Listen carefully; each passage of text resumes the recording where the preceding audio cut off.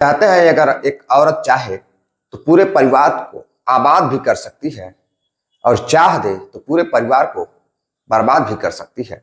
एक 43 साल की महिला एक 26 साल के लड़के से मोहब्बत कर बैठती है और उन दोनों की मोहब्बत की वजह से एक दिन एक ऐसा कत्ल होता है कि जब पुलिस उस कत्ल का पता लगाती है, छानबीन करती है और जब उस कत्ल का खुलासा करती है तो जो सच सामने निकल कर आता है वाकई में वह काफी डरावना रहता है, काफी हैरान कर देने वाला रहता है, बेहद ही शर्मसार रहता है।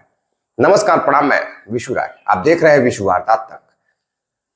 आज आप लोगों के प्यार और सपोर्ट, आशीर्वाद की बदौलत हमारे इस छोटे से परिवार विशु वारदात तक में 4000 से भी अधिक लोग जुड़ चुके हैं। यानी कि विशु वारदात तक का ये जो छोटा सा परिवार है अब 4000 लोगों का परिवार बन चुका है। इस प्यार सपोर्ट को सपोर्ट करने के लिए आप सभी का तहे दिल से शुक्रिया, धन्यवाद। आते हैं आज की कहानी पर।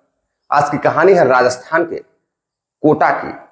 कोटा में एक गांव पड़ता है, भोवल गांव, जो कि हाड़ौती थाना के अंतर्गत आता है। एक व्यक्ति सुबह 7 बजे 4 जून 2023 को पानी भरने के लिए कुएं पर जाता है। जब वह कुएं में पानी भरने के लिए जाता है और जैसे ही अपने बाल्टी को रस्सियों में बांध कर कुएं में लटकाता है पानी भरने के लिए, तभी वह देखता है कि कुएं में एक व्यक्ति की लाश पड़ी हुई है। अब उसकी बाल्टी उसके हाथों से छूट जाती है, वह बेहद डर जाता है। अब उसके मुंह से आवाज भी नहीं निकल रही थी। जो वह व्यक्ति था उसकी उम्र महज 22 साल थी, एक जवान लड़का। लाश को देखकर डर जाता है और वह चिल्लाने लगता है। कुछ लोग आवाज सुनकर उस कुएं के पास पहुंचते हैं तो लड़का कुएं की तरफ इशारा कर रहा होता है। उस इशारे को देखकर लोग कुएं की तरफ जाते हैं।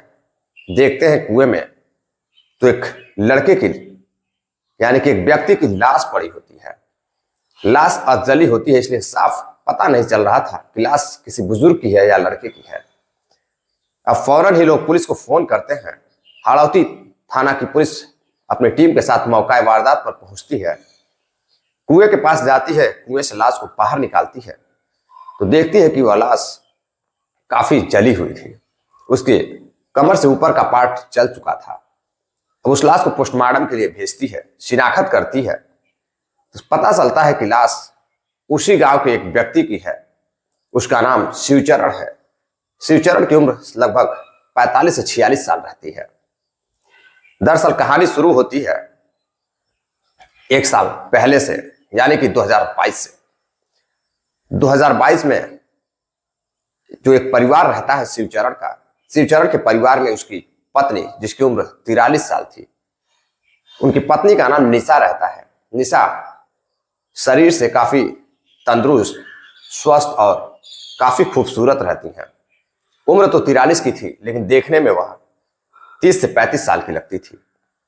दरअसल उनका एक बेटा भी रहता है जिसका नाम रामभूषण रहता है।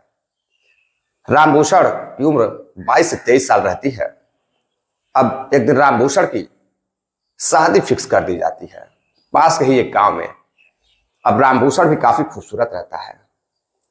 उसकी शादी मधु नाम के एक लड़के से होती है, एक लड़की से होती है। लड़की बेहद ही खूबसूरत रहती है। दोनों की शादी हो जाती है। रामभूषण अपनी पत्नी को लेकर घर आता है।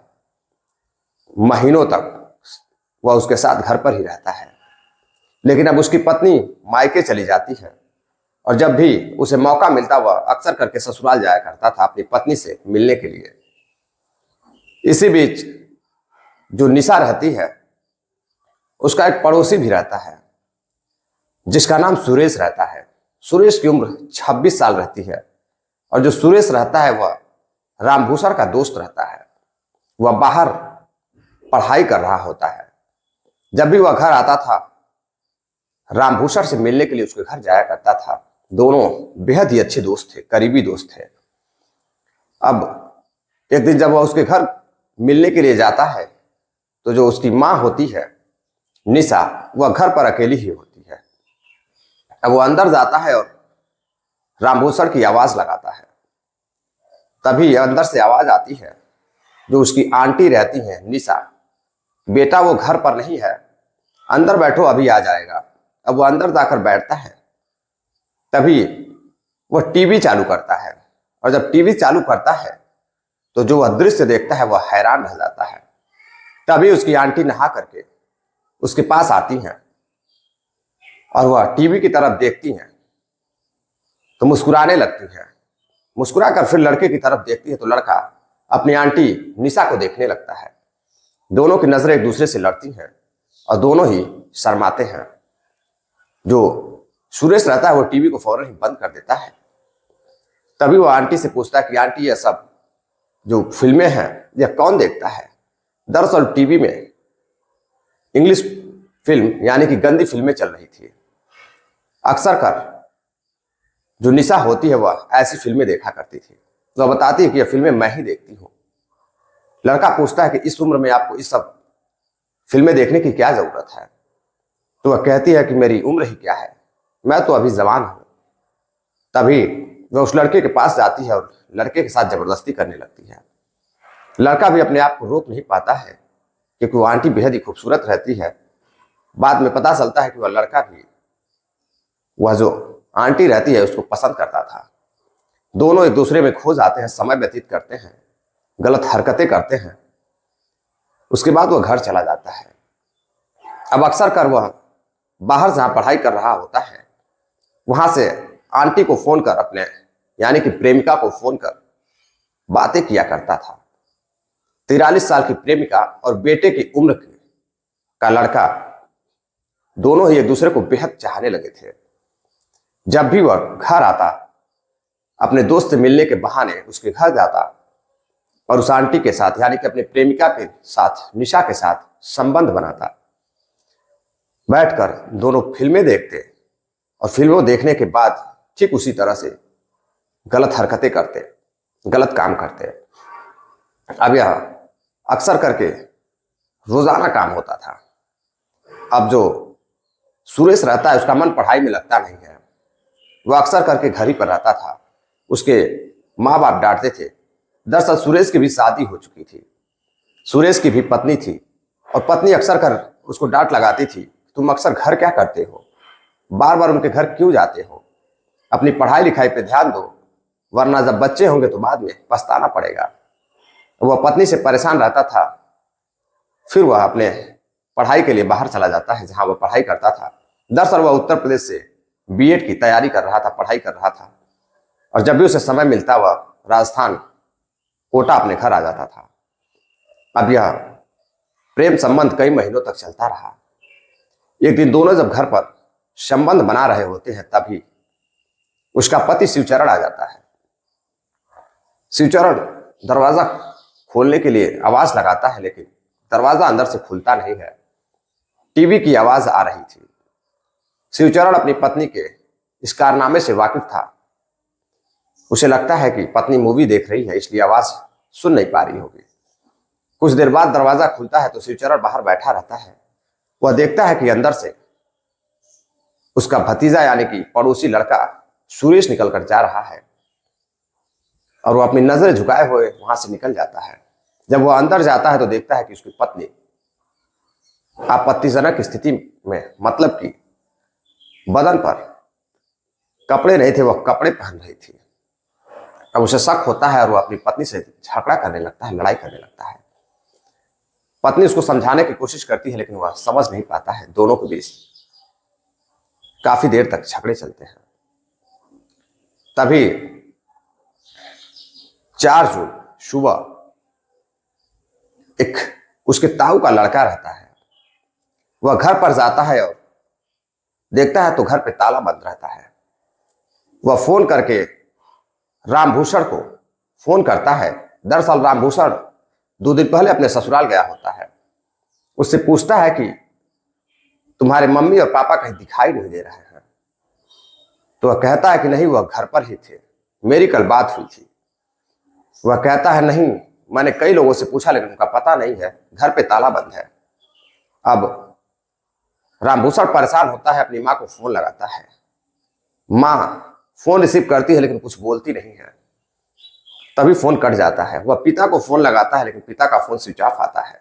फिर वह पुनः माँ को फोन लगाता है लेकिन माँ का फोन भी स्विच ऑफ आने लगता है। अब वह परेशान होता है, घर आता है, अपने ताऊ के लड़के के साथ मिलकर पड़ोसियों से पूछताछ करता है, लेकिन किसी को इसकी कोई जानकारी नहीं होती है कि उसके माता पिता कहाँ गए होते हैं, कहाँ गए हैं। अब वह रिश्तेदारों के पास जाता है, वहां पता लगाता है, लेकिन कुछ भी पता नहीं चलता है। अब पूरे 24 घंटे बीत चुके थे। अब वह थाने जाता है और थाने जाकर शिकायत दर्ज कराता है अपने माता और पिता दोनों की गुमशुदगी की। पुलिस दोनों की तलाश शुरू करती है। तभी अगले दिन एक लाश मिलती है कुएं में। पुलिस को फोन आता है, पुलिस जाती है। जब उस लाश को बरामद करती है, कुएं से निकालती है, उसकी शिनाख्त करती है, तो जो व्यक्ति गायब रहता है शिवचरण उसी के रूप में होती है। जैसे ही लड़के को पता चलता है कि उसे उसके पिता की लाश मिली है, वह रोने लगता है, चीखने लगता है, चिल्लाने लगता है, पागल हो जाता है, परेशान हो जाता है। हो भी क्यों नहीं, जिसका पिता 24 घंटे से अधिक समय से गायब हो, उसकी तलाश जारी हो और उसकी लाश मिलती हो, तो कोई भी बेटा रोने लगेगा, चिल्लाने लगेगा, किसी की घर की भी बात हो। बेहद ही परेशान रहता है। उसके बाद वो अपने पिता का किसी तरह से अंतिम संस्कार करता है। उधर पोस्टमार्टम के लिए लाश को भेज दी जाती है। उसके बाद वह अंतिम संस्कार करता है और जब पोस्टमार्टम की रिपोर्ट आती है तो पता चलता है कि उसका गला दबाकर उसकी हत्या की गई थी। उसके बाद उसके ऊपर पेट्रोल डालकर उसको जलाया गया था, यानी कि सबूत मिटाने की पूरी तरह से कोशिश की गई थी, लेकिन वह जल नहीं पाया था। अब पुलिस उसकी मां की तलाश में लग जाती है। जब उसकी मां की तलाश में पुलिस लग जाती है तो जो उसकी मां की फोन की लोकेशन मिली थी वह उत्तर प्रदेश के गोंडा जिले में एक जगह पड़ती है, भवनान। भवनान की लोकेशन मिली थी। अब जो राजस्थान कोटा की पुलिस होती है वह उत्तर प्रदेश पुलिस से संपर्क करती है, गोंडा जिले के पुलिस से संपर्क करती है। गोंडा जिले को वह नंबर दिया जाता है। गोंडा की जो पुलिस होती है उस लोकेशन को ट्रेस करती है और उस लोकेशन पर जाती है तो वहां निशा, जिसकी उम्र 43 साल थी, रामभूषण की मां, शिवचरण की पत्नी, और वह लड़का सुरेश, दोनों ही एक कमरे में मिलते हैं। पुलिस दोनों को गिरफ्तार करती है और साथ में उसके पिता का मोबाइल भी उसकी मां के पास रहता है, वह भी जब्त करती है और दोनों को लेकर राजस्थान पुलिस को सौंप देती है। जो राजस्थान पुलिस होती है उसे लेकर अपने हाड़ौती थाना के अंतर्गत एक पुलिस चौकी पड़ती है, 12 पुलिस चौकी जाती है। वहां जाकर दोनों से पूछताछ करती है। दोनों पहले इधर उधर की बातें करते हैं, लेकिन जब पुलिस सख्ती से पेश आती है तो जो मां होती है, उसकी पत्नी होती है, वह टूट जाती है और सारी हकीकत बताने लगती है। और जो हकीकत वह बयां करती है वाकई में वह हैरान कर देने वाला था। वह बताती है कि जब दोनों संबंध बना रहे थे तो उसका पति उसे देख लेता है और वह मना करती है कि वह उसके साथ खुश रहती है, इसलिए तुम्हें कोई प्रॉब्लम नहीं होनी चाहिए। लेकिन इस संबंध से वह खुश नहीं था। दोनों को रोकने की कोशिश करता है, लड़के को भी मना करता है और महिला को, अपने पत्नी को भी मना करता है, लेकिन दोनों मानने के लिए तैयार नहीं थे। दोनों घर से भागकर शादी करने की तैयारी कर रहे थे। तभी उसका पति झगड़ा करने लगता है और उसका कत्ल कर दिया जाता है। एक और खुलासा होता है कि उनका संबंध करीब 6 से 7 महीनों से चल रहा था। जो उसकी पत्नी थी रामभूषण की, उसको भी इनके रिश्ते के बारे में शक था, लेकिन वह किसी से कहती नहीं थी, क्योंकि जब भी वह फोन करती थी या जब भी वह अपने कमरे में सो जाती थी तो जब भी सुरेश को मौका मिलता था वह उसकी मां के साथ कमरे में ही मिलता था, लेकिन उसने कभी नंगे हाथ पकड़ा नहीं था। जैसे ही रामभूषण को यह हकीकत पता चलती है, रामभूषण रोने लगता है, गुस्से में आ जाता है और अपने मित्र सुरेश को कई थप्पड़ लगाता है, यहां तक कि ईंट उठा लेता है मारने के लिए, लेकिन पुलिस किसी तरह से बचाव करती है और दोनों ही अपराधियों को, सुरेश को और उसकी प्रेमिका 43 साल की निशा को, जेल भेज देती है। दरअसल उस दिन कत्ल सिर्फ शिवचरण का ही नहीं हुआ था, एक पति और पत्नी के पवित्र रिश्ते का भी हुआ था। दो दोस्तों के जो पवित्र संबंध होता है, जो प्यारी सी दोस्ती होती है, विश्वास की दोस्ती होती है, उस दिन कत्ल विश्वास की दोस्ती का भी हुआ था। यानी कि विश्वास का भी हुआ था। दोनों को जेल भेज दिया जाता है और इधर रामभूषण अपने पत्नी के साथ अपने घर रहने लगता है।